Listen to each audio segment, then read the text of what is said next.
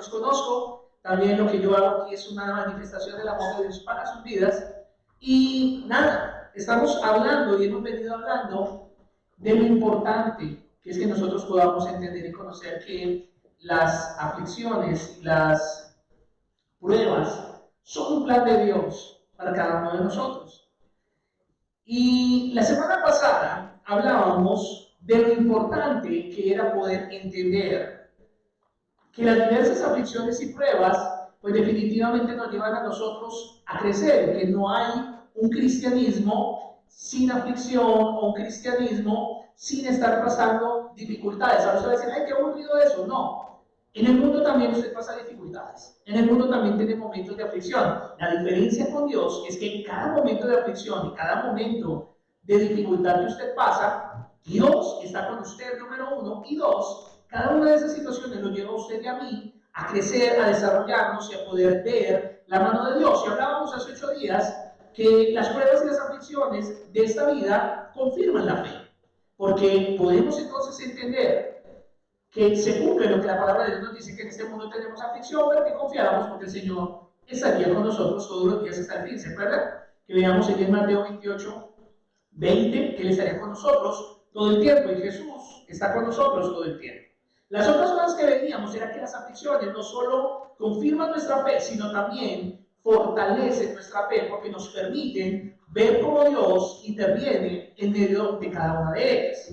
También hablábamos que esas aflicciones purificaban nuestra fe, porque así como el oro, nuestra fe debe ser probada, y hablábamos que el oro era refinado en el crisol, que era donde se subía alta la temperatura y se ponía el oro líquido, y entonces cuando está líquido el oro, bastante caliente, las impurezas flotan, suben. Lo que es impuro dentro del oro, lo que no hace parte de, flota, y entonces el orfebre, el que está aquí trabajando con el oro, retira esas impurezas y entonces hace que el oro tenga un más alto grado de purificación.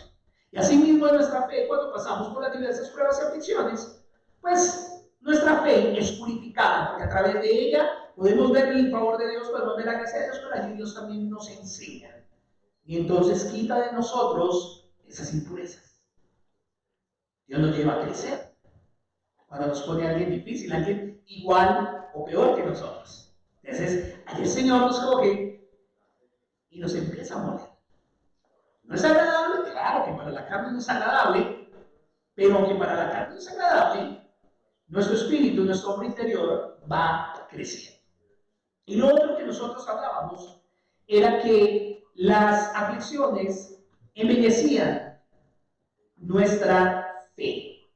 La embellecían con humildad, porque a través de las aflicciones nosotros podemos aprender y ver y conocer que necesitamos cada día ser más humildes. A veces decimos, es que yo soy humilde, pero cuando nos vemos en las situaciones, realmente se aflora y se ve en nuestro corazón. Somos arrogantes, somos soberbios, somos altivos, somos implacables muchas veces. Y el Señor, a través de todas estas pruebas, entonces, ¿qué hace? Nos enseña con que nuestra fe tiene que cada día ser verdaderamente más humilde. La otra cosa con la que se embellecía, decíamos y hablábamos hace 8 días, que nuestra fe se embellecía era con la dependencia, porque nos enseñaba a depender realmente de Dios. Cuando ni el dinero, cuando ni el médico, cuando ni el abogado, cuando nadie te puede ayudar, y el único que te puede ayudar es el Señor, allí entonces Dios te enseña realmente a depender de Él, porque no tienes otra salida, no tienes otra alternativa. Otra forma que se embellecía nuestra fe era a través que las pruebas nos enseñaban, las aflicciones nos enseñaban empatía. ¿Qué es la empatía? Usted dirá, no es utopía ni nada de eso. Empatía es que usted aprende a tener consideración por los demás, y entonces en su fe usted es empático, o sea, se identifica con las situaciones que otro ha pasado. Por eso, 1 Timoteo capítulo 3 nos habla que el hombre que es llamado por Dios para ejercer la obra del ministerio, una de las cosas que tiene que hacer, que tiene que tener claro, es el no un neófito, un recién plantado, para que no tenga la condenación de Satanás. Un pastor tiene que pasar por diversas clases de situaciones para que ese pastor pueda también ser empático con las dificultades y con las situaciones que usted puede pasar. No hay un hombre que sirva a Dios sin que haya tenido un proceso de parte de Dios. Muchas personas, lastimosamente, los que se autoproclaman como pastores o los que ejercen divisiones dentro del cuerpo de Cristo y ellos mismos se eligen como pastores, son personas que definitivamente no tienen un proceso. Y al no tener un proceso, automáticamente ellos no tienen una fe que sea empática o que pueda entender de alguna manera las diversas situaciones que cada uno de nosotros pasa. Por eso es que el pastor es un hombre que ha sido pasado, ha sido formado en medio de las situaciones de las aflicciones. Hay muchas situaciones que uno como pastor tiene que vivir para poder pararse y poderle decir, hermano, entiendo lo que estás pasando, entiendo cuando hay una enfermedad que el médico te dice es incurable, entiendo cuando hay una situación donde lo has perdido todo, entiendo cuando tú estás en otro país. Y miren cómo es Dios de perfecto. Porque cuando nosotros estuvimos nuestro primer tiempo aquí en Texas, nosotros convivíamos en todo el borde de la frontera y pues la verdad nosotros vivimos de una manera ortodoxa, legal a este país. Pero un tiempo que el Señor nos permitió vivir, un tiempo de lo hemos perdido todo para poder entender a nuestros hermanos que también sufren y pasan situaciones difíciles. A veces tenemos mala memoria y se nos olvida de dónde venimos. Y eso es algo que jamás podemos perder nosotros. Darnos cuenta de dónde Dios nos sacó, darnos cuenta de dónde Dios nos rescató, de dónde el Señor nos llamó. Porque cuando perdemos eso, pues entonces automáticamente perdemos la perspectiva de las cosas. Mis hermanos mexicanos no me dejan mentir. Y yo leía un meme que me llamó mucho la atención y decía, en Estados Unidos la peor situación en que peor nos persigue es encontrar sus perros mexicanos. Porque entre ellos mismos se tiran, se discriminan, o sea, no necesitan ni siquiera que los americanos realmente los discriminen, porque ya con los mismos, decía ahí, yo leía, no hay nada peor que un mexicano que haya agarrado papeles y se encuentre con otro que no los tiene. Porque se le vuelve la cabeza, porque se nos olvida de dónde venimos. Otra cosa que pasa a través de las cosas es que Dios nos enseña a tener gratitud, a ser agradecidos por lo que Dios nos da. Cuando hemos pasado dificultades, cuando hemos pasado pruebas, cuando hemos pasado momentos realmente difíciles, eso nos construye y nos lleva a entender y nos lleva realmente a ponernos en la posición correcta delante de Dios. También las aflicciones nos capacitan, nos enseñan. Cuando usted pasa por alguna situación difícil, Dios le está enseñando cómo sobrepasar esa dificultad. Entonces usted va a poder decirle a otros, mira, yo pasé también por ahí, pero el Señor hizo esto y tú puedes hacer esto, esto y esto. Y nuestra fe es embellecida también porque nos enseña a valorar más la eternidad. Nos enseña a valorar realmente la posición de hijos de Dios y realmente el establecimiento que Dios nos da al ponernos en un lugar como sus hijos y que vamos a estar una eternidad junto con Él. Entonces, concluíamos claramente que las pruebas y aflicciones confirman nuestra fe, fortalecen nuestra fe, purifican nuestra fe y embellecen o adornan nuestra fe. Dicho esto, entonces hoy quiero seguirles hablando del plan de Dios con las pruebas, pero no desde la misma perspectiva, sino pudiendo mirar qué más nos dice. Y nos vamos a enfocar en el versículo 6 y 7 de Primera de Pedro, capítulo 1. ¿Se acuerdan que la semana pasada lo leímos desde el versículo 1 hasta el 9 y estuvimos moviéndonos en esa franja? Pues hoy quiero que vayamos a Primera de Pedro, capítulo 1, teniendo en cuenta el versículo, vamos a leerlo del 3 al 9, pero vamos a tener énfasis en el 6 y en el 7. Entonces, cuando usted lo tenga listo, le pido por favor que se ponga sobre sus pies. Vamos a leer la palabra de Dios. Si hay algo que se lo imposibilite, físico o alguna enfermedad, está bien. Pero si no, pues es la palabra de Dios y vamos a leerla, incluyendo a don Juan Pablo que está ahí sentado también. Vamos a leerlo desde el versículo 3, que dice la palabra del Señor. En el nombre del Padre, del Hijo y del Espíritu Santo, bendito el Dios y Padre nuestro, Señor Jesucristo, que según su grande misericordia nos hizo renacer para una esperanza viva por la resurrección de Jesucristo de los muertos, para una herencia incorruptible, incontaminada e inmarcesible, reservada en los cielos. ¿Para quiénes? Para vosotros, que sois guardados por el poder de Dios mediante la fe para alcanzar la salvación que está preparada para ser manifestada en él. Siga con Pablo. Gracias, mi amor, por estar tan atento. En el tiempo postrero, versículo 6. En lo cual vosotros os alegráis, aunque ahora por un poco de tiempo, si es necesario, tengáis que ser afligidos en diversas pruebas, para que sometida a prueba vuestra fe, mucho más preciosa que el oro,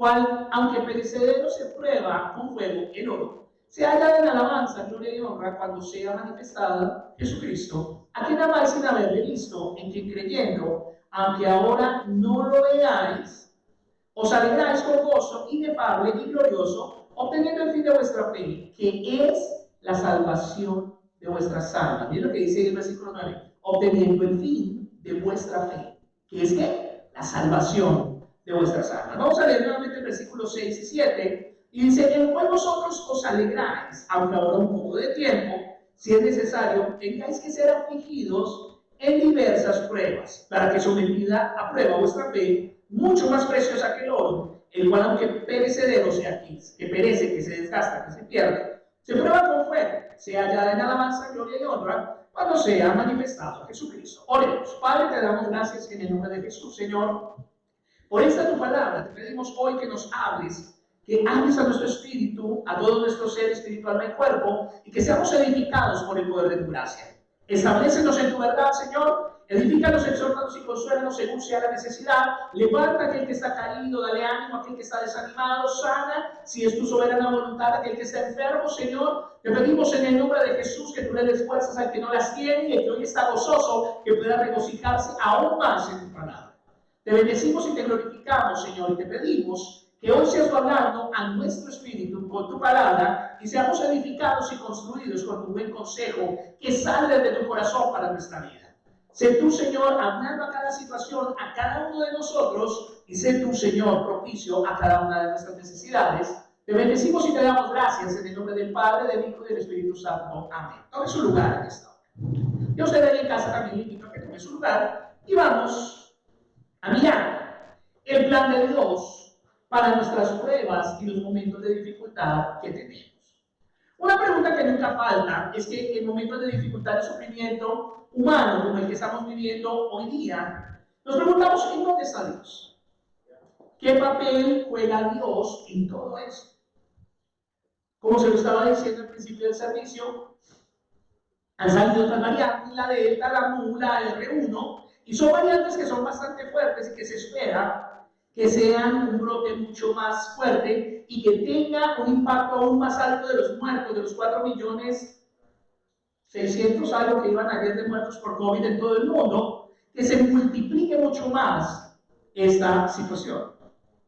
Porque ahorita viene la temporada de invierno, y ustedes saben que la temporada de invierno todos los virus respiratorios se exacerban mucho más y pues nos hacemos mucho más susceptibles a contraer cualquiera de las enfermedades respiratorias de la temporada, y ahora reforzándose esta del COVID, que ha venido multiplicándose o mostrándose con cepas aún mayores. Algo que yo veía en el reporte de un médico, decía él que este factor R1, que es la nueva mutación que ha tenido el virus, que es más altamente contagiosa y que es más altamente letal, decía él que si esto llega a un brote, porque todavía ni siquiera saben cuál es, por eso la CDC no se ha pronunciado, porque todavía no saben realmente qué tanto impacto tiene en ello. Y en Kentucky hubo, en un hogar geriátrico, se contagiaron con esta variante R1, un grupo de ancianos que estaban allí en ese hogar geriátrico, y ellos no solo se infectaron los ancianos, sino también los enfermeros, también las personas que están a su cuidado, y llegaron a la conclusión que esta variante la habían contraído los viejitos cuando fueron llevados a ser vacunados. Un viejito cuando fue a ser vacunado, ahí cuando fue a tomar la vacuna, la gente se aglomera, la gente se aglutina y allí el viejito tomó esta variante que llevó luego al lugar geriátrico donde está y pues obviamente se multiplicó allí. No se ha hablado mucho del tema porque se desconoce realmente cuál sea el alcance y la letalidad que tiene esta variable, pero lo que han podido ver es que es una variable que es bastante fuerte y de hecho dijeron que si esta variable tiene una mutación más, esta variable R1, la gripe española que mató a más de 35 millones de personas en el mundo va a ser un chiste al lado de esta nueva pandemia. Y que lo que más llamaba la atención era que desafortunadamente hasta el momento no hay una vacuna que pueda contener el brote de esta nueva cepa R1. O sea que la efectividad de las vacunas también queda a un lado, precisamente porque ha mutado esta cepa del virus y definitivamente pues todos estamos a merced de la misma. Entonces la pregunta del millón aquí es, ¿a dónde está Dios en medio de todas estas situaciones que están golpeando el mundo? ¿A dónde está Dios en medio de toda esta situación que está sucediendo? Y la enseñanza bíblica es clara. Todo lo que pasa en el mundo, tanto lo bueno en términos humanos, como nosotros lo llamamos malo, tal vez esas cosas malas, no importa que esa cadena de eventos se dé de una u otra manera, aunque se involucren hombres perversos, aunque se involucren intenciones malévolas, aunque haya huestes demoníacas de maldad, al final quien dirige todas las cosas y tiene el control de todas las cosas es Dios, encaminado para que su nombre sea glorificado y para propender por el bien de todos los que le aman. Usted va a decir, pastor, pero eso suena un poquito maquiavélico, siniestro. Pues es así, Dios es quien tiene el control de todas las cosas, Dios es el que tiene el control de la vida y de la muerte, Dios es el que tiene el control de todo el destino de esta humanidad. Y es claramente, nos lo muestra cuando nosotros miramos a través de las Escrituras, cómo la Escritura se está cumpliendo de una manera tan precisa y cómo se está estableciendo cada una de las cosas que este libro hace millones de años, miles de años fue escrito, se está replicando hoy de una manera tan al pie de la letra que hasta la verdad cuando uno lo mira, podemos utilizar este término en inglés que es creepy, ¿no? Es como miedoso, es como algo que definitivamente nos mueve tremendamente. Y la Biblia no es la excepción, es la que habla que todas las cosas están determinadas por la mano de Dios. Podemos verlo en Lamentaciones 3:37, capítulo 3, verso 37, el libro de las Lamentaciones de Jeremías, capítulo 3, verso 37 al 38. Y podemos ver lo que dice allí el profeta Jeremías. ¿Quién será aquel que diga qué sucedió a lo que el Señor no mandó? De la boca del Altísimo nos sale lo malo y lo bueno. De la boca de Dios sale absolutamente todo. Los juicios, todas las cosas que pasan y aún todo eso que parece para nosotros malo, obra para bien a aquellos que le amamos al Señor. Y usted dirá, ¿pero qué? ¿Va a obrar de bien eso? Pues no más pregúntese que lo tiene sentado aquí. Pues desgraciado, desafortunadamente, hay un evento de su vida en el cual usted se encontró ya que definitivamente no tenía ningún control. Eclesiastés capítulo 7, versículo 14, también nos habla claramente de cómo Dios dispone todas las cosas. Dice, en el día del bien goza del bien, y en el día de la adversidad considera. Dios hizo tanto lo uno como lo otro, a fin de que el hombre nada halle después de él. Y eso lo dice Salomón, el hombre más sabio, más rico que ha existido, y que no habrá uno igual que él. Salomón concluye que en el día del bien goza del bien y en el día de la adversidad entonces considera y piensa, porque Dios hizo tanto el día de bien como el día de adversidad, a fin de que el hombre, mire esto, y eso me parece tan impresionante, a fin de que el hombre nada halle después de él. Usted puede vivir su mundo, su vida loca, hacer lo que quiera, pero usted se va a dar cuenta que después de todo eso no va a hallar absolutamente nada después de él. Nada después del hombre, nada después de lo que vivió, nada después de lo que gozó. Después de eso no va a encontrar nada, porque la única fuente de todas las cosas se llama Dios. Y luego vemos en Deuteronomio capítulo 32, verso 3. Perdón, Deuteronomio 32, 39.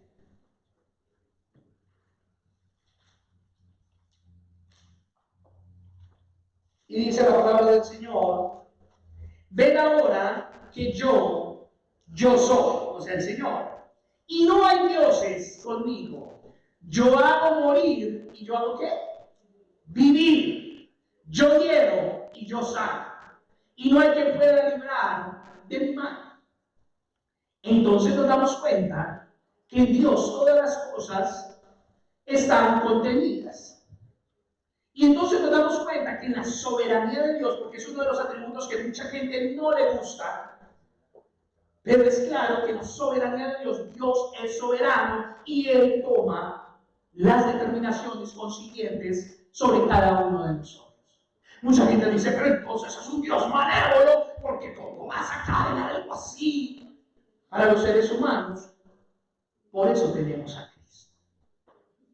Por eso Él entregó a su Hijo, porque no había otra forma de ser redimido sino a través de Él. Por eso dice la Biblia que quien no tiene a Él tiene la vida. También por eso la Biblia dice que aunque sea que vivamos o que muramos, somos del Señor. Entonces, ¿de quién debemos ser? El mundo está encerrado en un tiempo de temor y de angustia, y todo el mundo camina enloquecido tomando decisiones desde el punto del temor.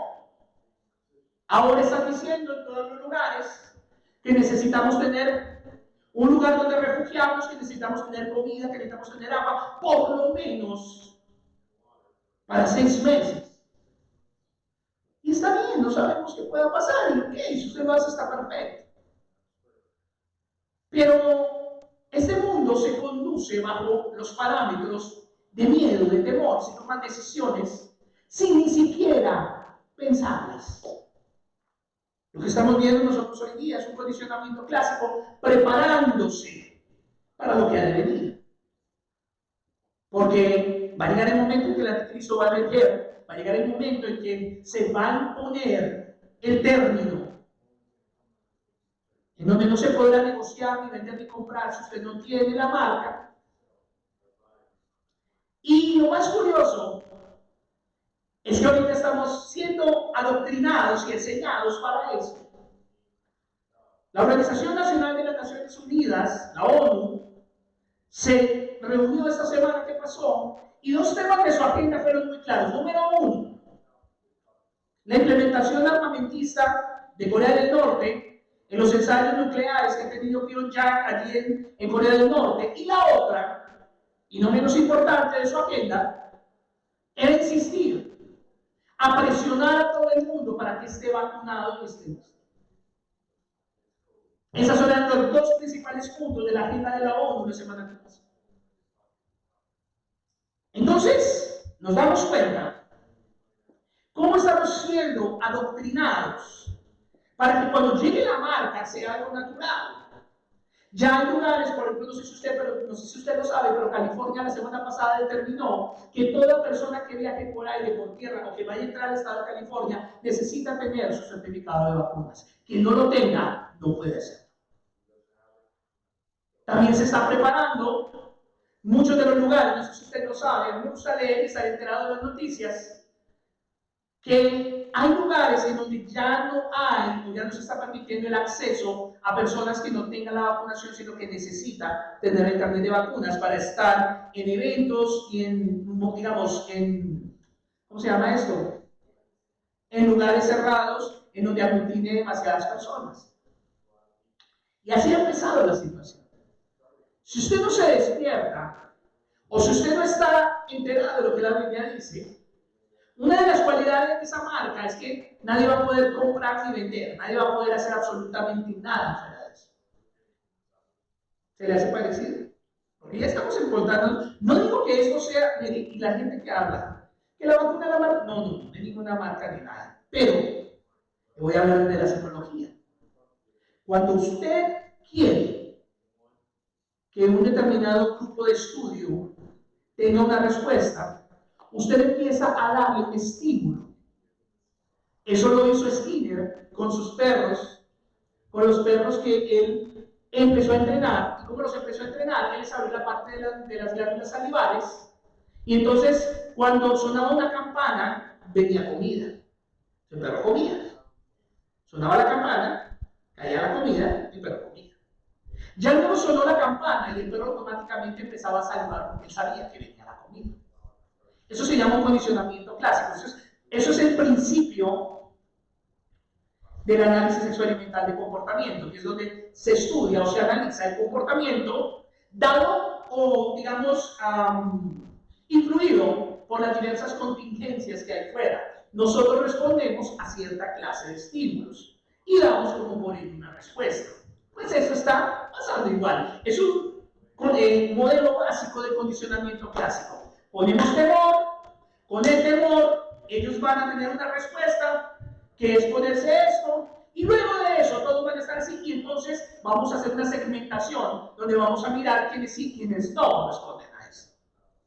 Entonces nos damos cuenta que es un simple condicionamiento clásico, y ahorita hay una mayor cepa, y ahorita en diciembre viene una tercera dosis, porque no sé si usted lo sabe, pero también hay ya una dosis preparada para el diciembre, que le refuerce lo que las otras dos no han podido hacer. Está bien. Pastor, ¿está bien que me vacune? Está bien. Pastor, ¿está bien que no me vacune? Está bien también. Acuérdense de algo, somos el resultado de las decisiones que tomamos. Todas las decisiones que tomamos van a tener consecuencias sobre nuestra vida, sean buenas o sean malas.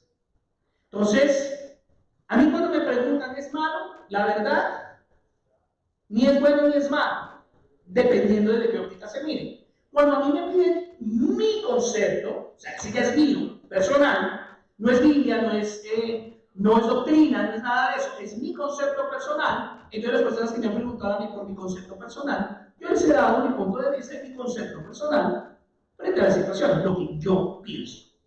Que no es Biblia, no es doctrina, no es palabra de Dios, es el concepto mío.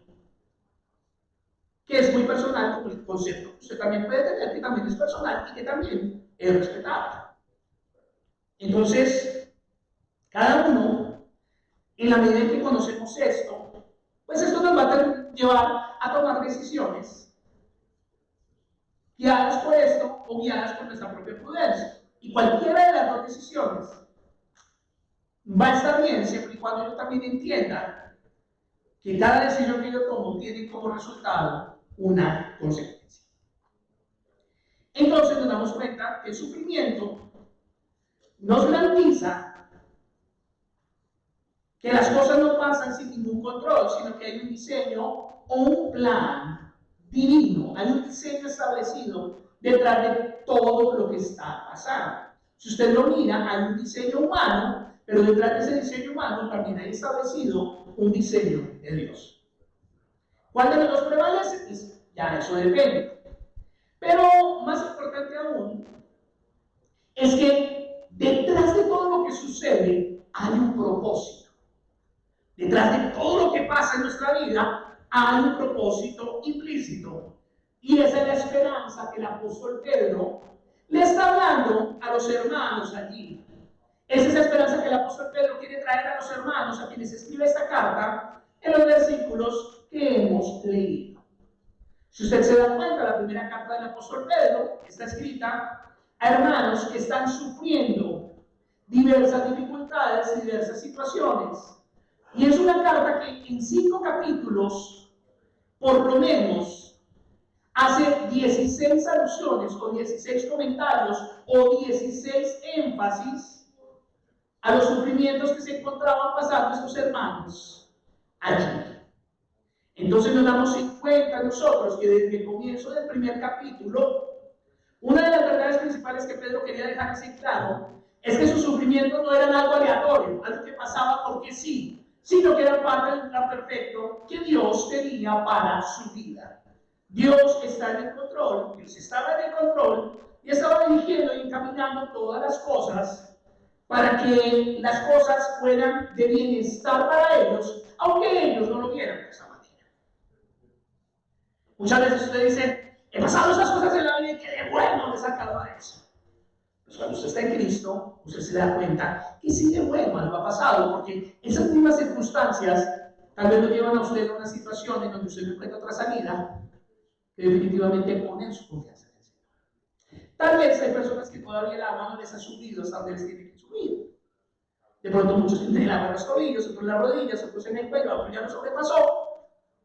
Y esas circunstancias son las que nos llevan a nosotros realmente a ver cómo Dios trabaja en bendición sobre nuestra vida. Les voy a contar una rápida. Dios me enlazó en amor a mi esposa para que su hermosa familia pudiera matar en mí cualquier vestigio de ego y de orgullo que yo pudiese tener. Su papá es un hombre adinerado, su mamá es una mujer muy bonita, elegante, sus hermanos pues criados con toda la abundancia y toda la oportunidad que pueda haber. Y a lo largo de mi vida yo me zafé siempre del proceso de morir a mi orgullo, porque creo que una de las cosas que es más difícil para que muera en la vida de un ser humano es eso, su orgullo, su carácter, su prepotencia, su autosuficiencia. Y a lo largo de la vida Dios me había presentado un proceso que era paulatino y menos doloroso, pero yo en mi habilidad me había volado esos procesos, me había salvado esos procesos, porque no me interesaba ni doblegarme delante de nadie. Pues Dios dijo, tranquilo, mi amorcito, no hay ningún problema, yo soy Dios, tú no te vas a salir de mis manos. Me presenta aquí a mi amada esposa, me enamoro yo de ella perdidamente, y eso hace que pueda yo soportar todas las situaciones que vinieron en contra de mi ego, en contra de mi orgullo. Y duré 10 años en donde Dios me estuvo haciendo pedazos. Hubo momentos en donde yo lloraba y decía, yo ya no puedo más, a esta gente no la soporto un día más. Había momentos en que yo le decía, bueno, voy a nombrar algo, en Colombia es muy común, no sé aquí. No, aquí no pasa eso. Me corrijo, aquí no pasa eso, pero en Colombia sí pasa. Colombia, nuestro país, es un país que lastimosamente ha sido establecido y engendrado en medio de la condición de guerra y de poca valoración de la vida.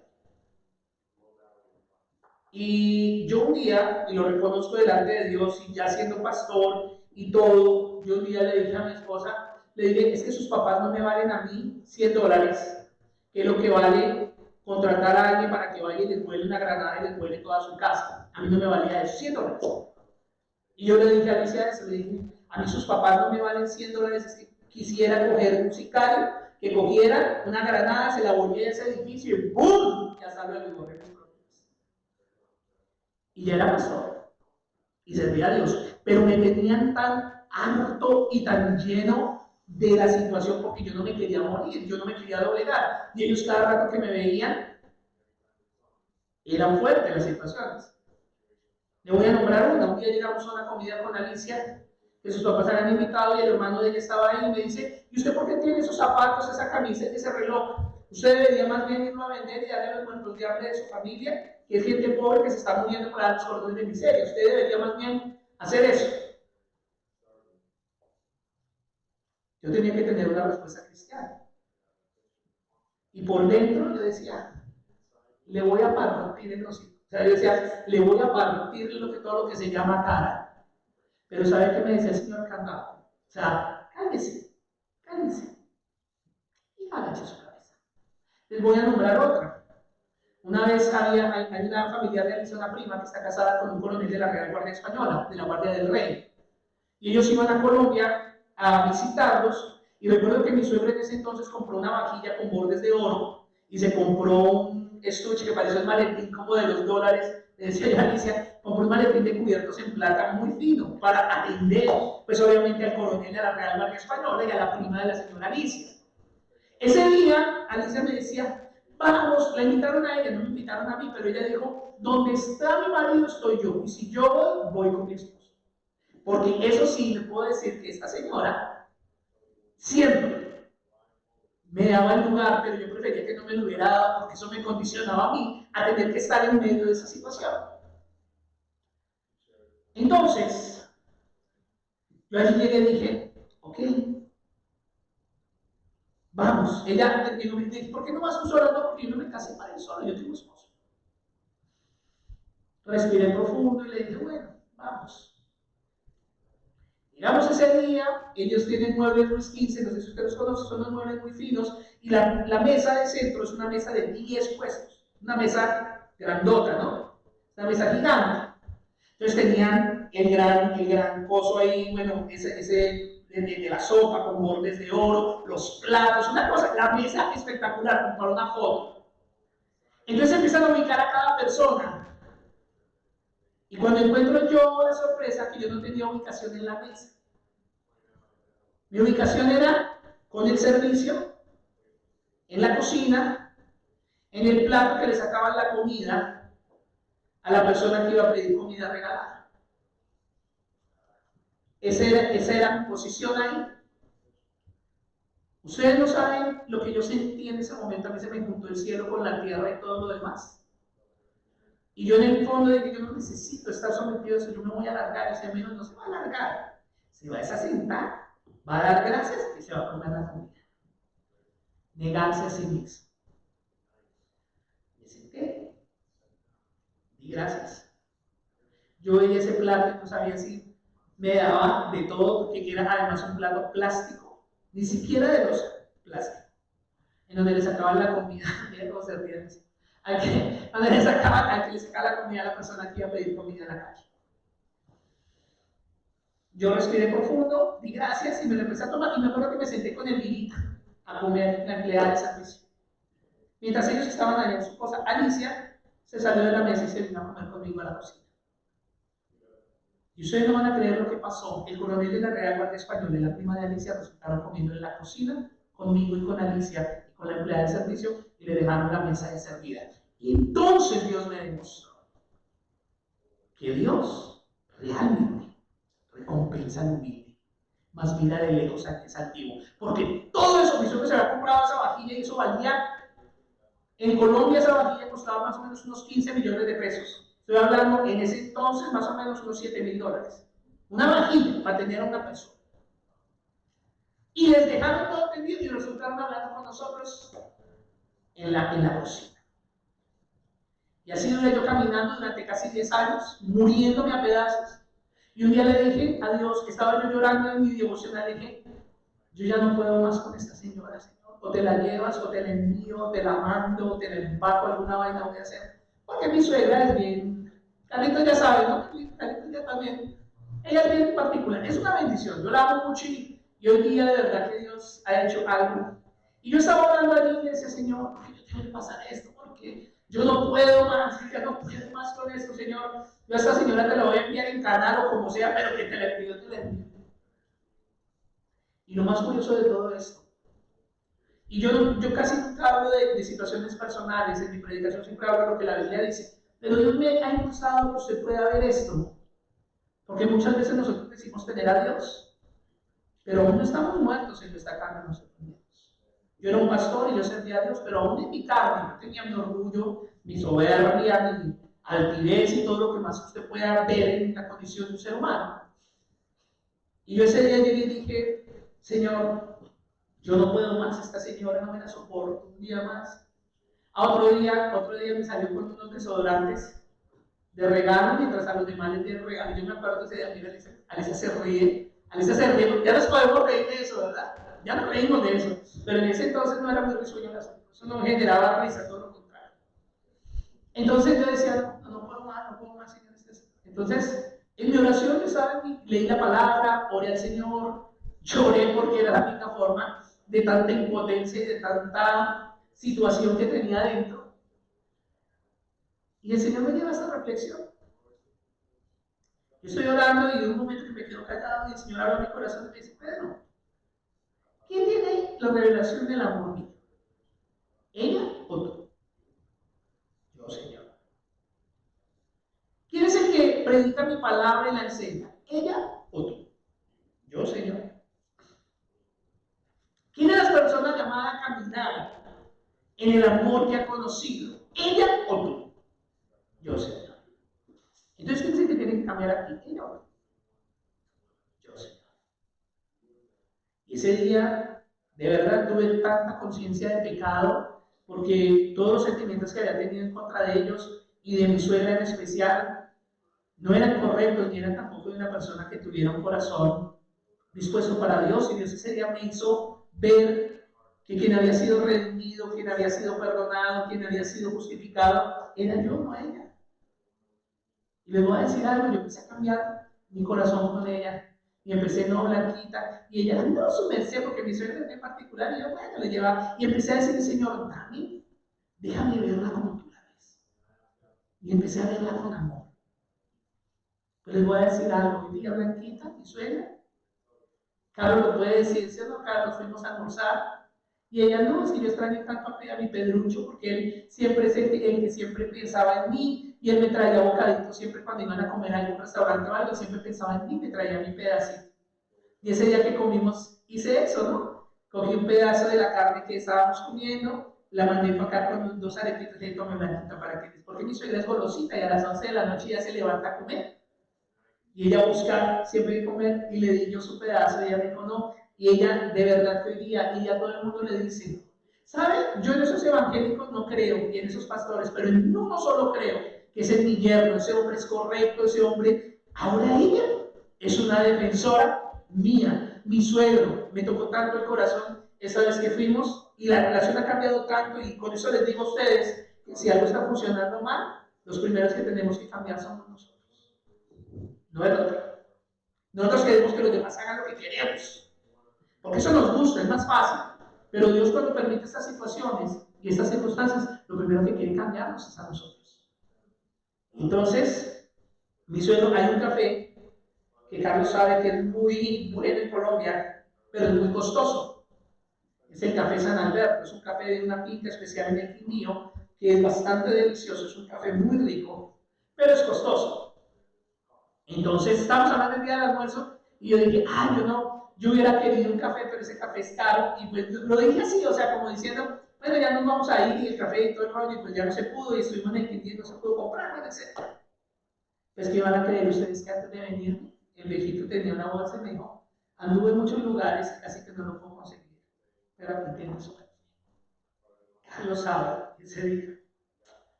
Me fui al aeropuerto y le decía a Carlos, cuando el avión empezó a carretear para despegar, le dije, ¿sabes qué?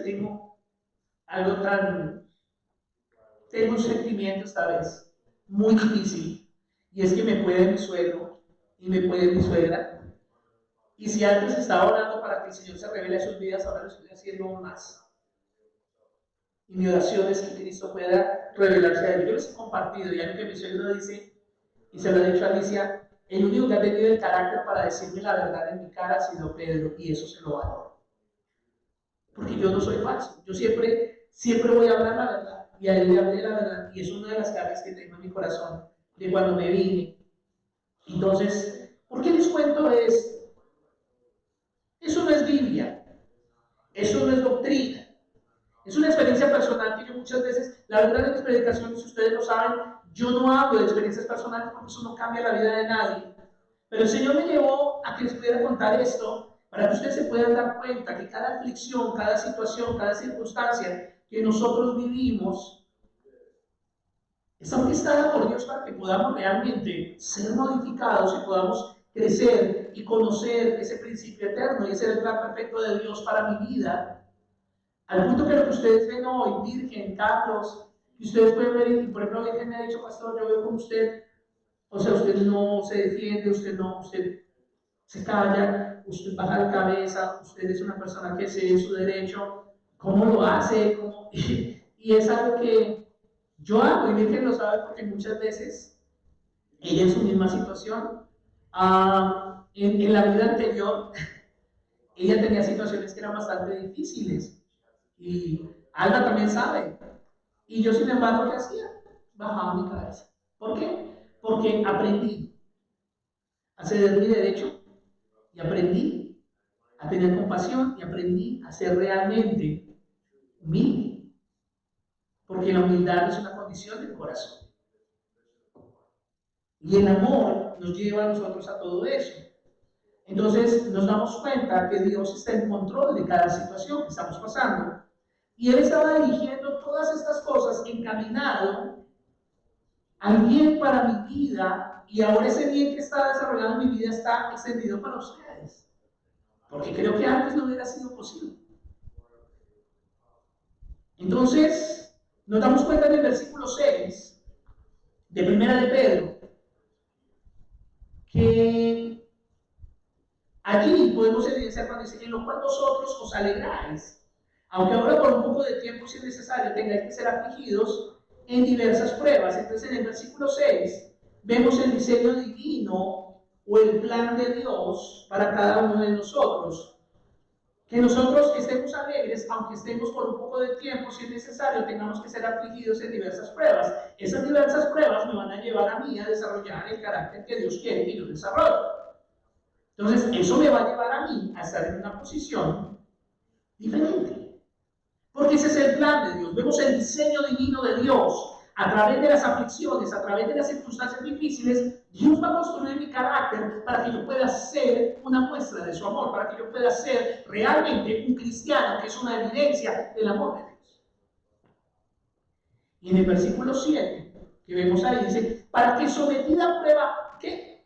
Vuestra fe, mucho más preciosa que el oro, o sea que tu fe vale más que cualquier pieza de oro de este mundo, el cual, aunque perecedero, o sea el oro, se prueba con fuego, sea hallada también probada en fuego tu fe, en alabanza, en gloria y en honra cuando sea manifestado Jesucristo. O sea que en el versículo 7 nos presenta el propósito divino detrás de las aflicciones que padecemos o pasamos en nuestra vida. El versículo 6 nos muestra o nos presenta el plan de Dios, el plan divino de Dios, pero el versículo 7 nos presenta el propósito divino de ese plan que vemos en el versículo 6 detrás de las aflicciones y las circunstancias que nosotros padecemos en nuestra vida. Y ya se nos da el tiempo. Pero yo quiero que usted no pierda de vista el plan de Dios para las aflicciones y las pruebas. El próximo domingo vamos a ver 4 puntos que el plan de Dios tiene en cada uno de nosotros. Pero hoy, como abrebocas y complementándolo con lo que vimos la semana pasada, que hoy podamos ponernos delante de la mano de Dios y podamos entender que todo lo que pasa está bajo el cuidado y el control de nuestro Dios. Que hay un atributo de Dios que se llama soberanía. Y la soberanía es que Él tiene el dominio, el poder y el cuidado de todas las cosas. Él determina de acuerdo a su soberana voluntad. Y esa soberana voluntad está establecida en su palabra. En la medida que conozcas la palabra, vas a conocer su soberana voluntad. Porque tú vas a conocer el carácter de Dios y el corazón de Dios que está plasmado aquí para el hombre. Entonces, no te olvides de Lamentaciones 37-38, no te olvides de Eclesiastés 7-14, ni te olvides de Deuteronomio 32-39, que nos habla, entre otros versículos más, que nuestro Dios es soberano y que tiene el control y el cuidado de todas las cosas. Si ustedes recuerdan la historia o el relato de Moisés, cuando Moisés fue enviado ante Faraón para que liberara el pueblo, a mí algo me llamó y me habló poderosamente para mi vida, porque yo había pasado por ese relato 1.000.000 de veces, pero nunca lo había visto. Pero dice la Biblia que mientras Dios le decía a Moisés que fuera Faraón, por el otro lado Dios endurecía el corazón de Faraón para formar el carácter, la perseverancia y el insistir y el confiar en Dios en Moisés. Así es que hay situaciones que están trabajando en las dos direcciones, pero lo único que están haciendo es que tú puedas realmente establecer un carácter cristiano. Yo les invito a que se pongan sobre sus pies y vamos a orar. Y vamos a decirle al Señor: Señor, enséñanos a entender el plan tuyo en medio de la dificultad, en medio de la prueba en nuestra vida. Ayúdame a entender, Señor, qué es lo que tú estás permitiendo en medio de esto. Aún cuando tú haces cosas en el mundo, aún cuando tú buscas situaciones que no son y que te dejan más vacío que nunca, dile, Señor, ¿cuál es el propósito? Porque yo no he podido, Señor. Hay gente aquí que yo puedo ver que sí dice que lo hace, pero yo no he podido, Señor. Yo no he podido entender el plan, yo no he podido entender cómo tú obras, Señor. Yo te pido que me enseñes, Dios. Tal vez he tropezado con la misma piedra hasta el día de hoy, Señor. Yo duré 10 años de mi vida no entendiendo por mi arrogancia y mi soberbia que quien tenía que cambiar era yo y no ellos. De pronto tú estás enfrascado en una situación igual y no has entendido el plan de Dios y por eso sigues tropezando con la misma piedra una y otra vez. Porque no has podido entender que el plan de Dios, en medio de la aflicción, en medio de la prueba, en medio de la dificultad, es que realmente tú puedas tener un carácter formado.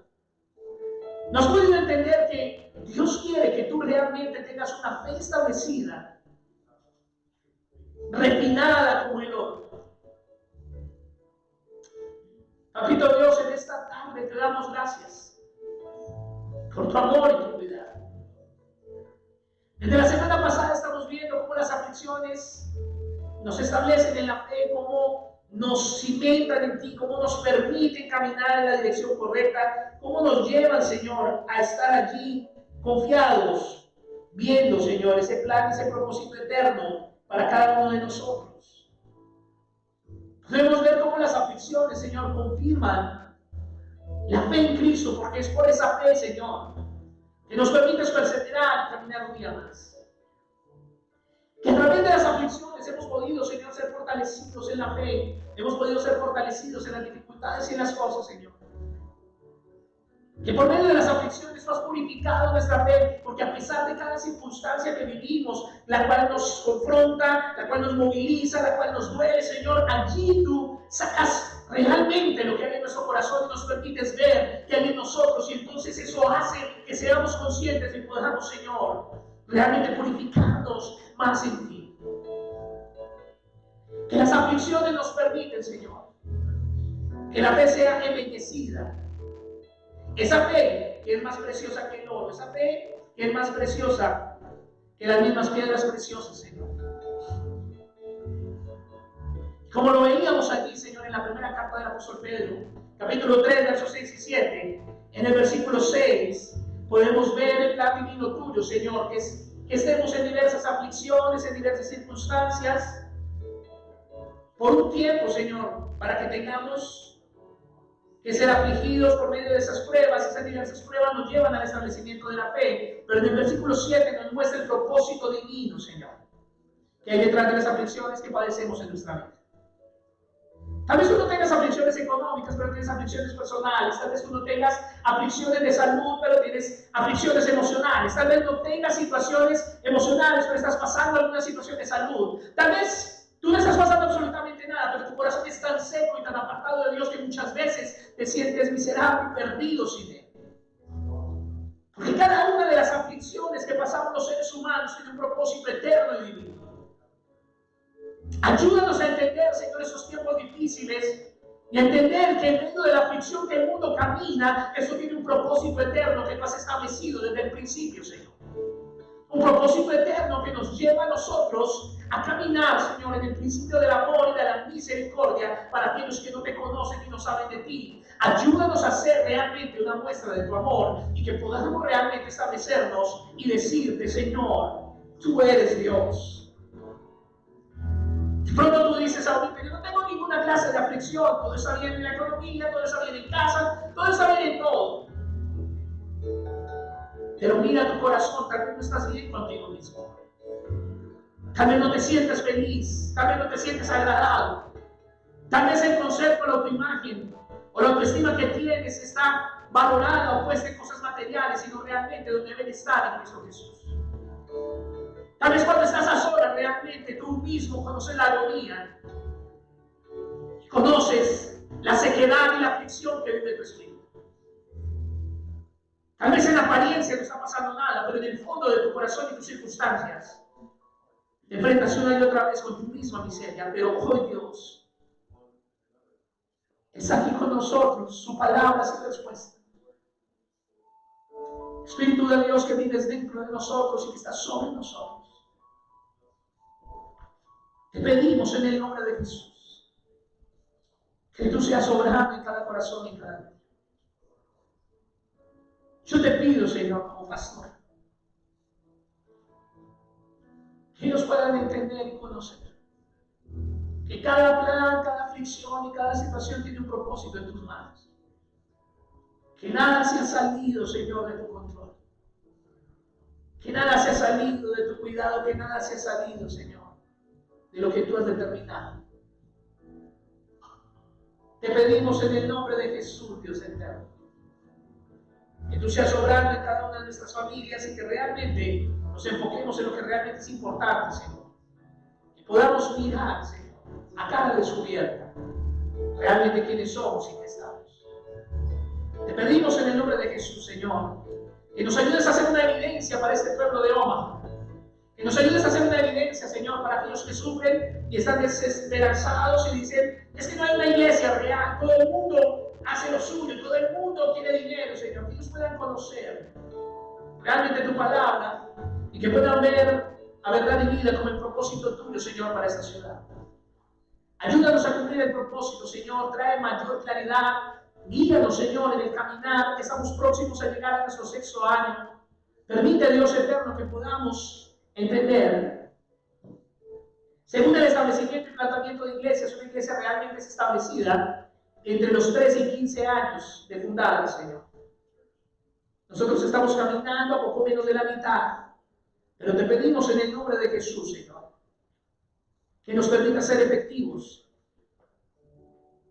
y que nos permita ser una evidencia de tu amor, Señor, para esta población, y que muchos no puedan tener como excusa que no hay una iglesia bíblica, que no hay una iglesia, Señor, que se establecen los principios de amor, de fe, en los principios de una vida nueva en Cristo, Señor.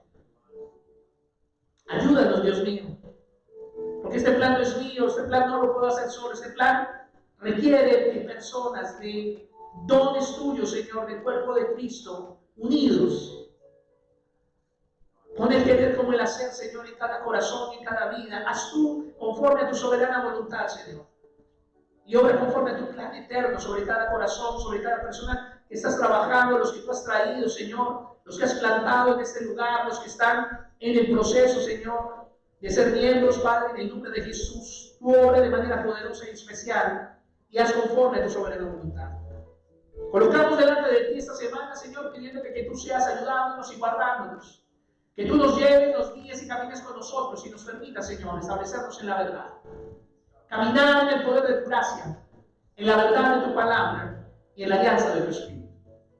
Te pedimos en el nombre de Jesús que tú seas obrando, Señor, conforme a tu plan, en el nombre del Padre, del Hijo y del Espíritu Santo.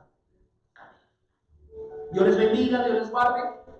Y a ustedes que nos ven a través de las redes sociales, están cerca de la ciudad de Omaha, les invitamos a que vengan con nosotros. Verdad y Vida es un lugar fácil de encontrar, pero difícil de olvidar. Estamos próximos a nuestro aniversario el 7 de noviembre. Si quieren venir con nosotros, vamos juntos a celebrar y a conocer las verdades eternas de Dios que manifiesta en esta palabra su verdad en su vida. Dios les bendiga y Dios les guarde.